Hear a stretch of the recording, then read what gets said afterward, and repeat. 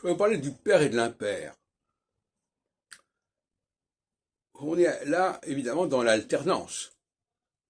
Père, puis un père, puis un père. Un, c'est un père, deux, c'est père, trois, c'est un père, etc. On retrouve ça en astrologie, d'ailleurs, parce qu'on parle des signes père et un signe impair.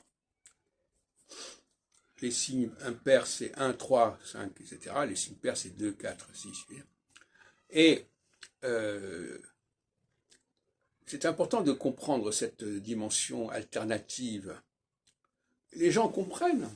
Même dans une rue, il y a des chiffres qui alternent entre les pairs et les impairs. Sauf pour le 13. Et pour éviter le 13, on a le 11 bis. Moi-même, j'ai habité pendant des années dans le 11 bis, parce qu'il n'y avait pas de 13. On ne voulait pas de 13 dans la rue. Et donc, le père et l'impair,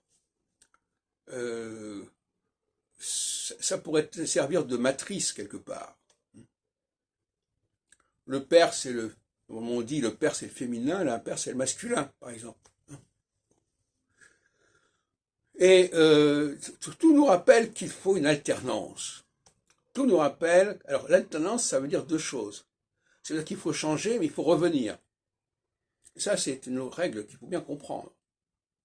Il y a un passe à deux, mais deux passe à trois, etc.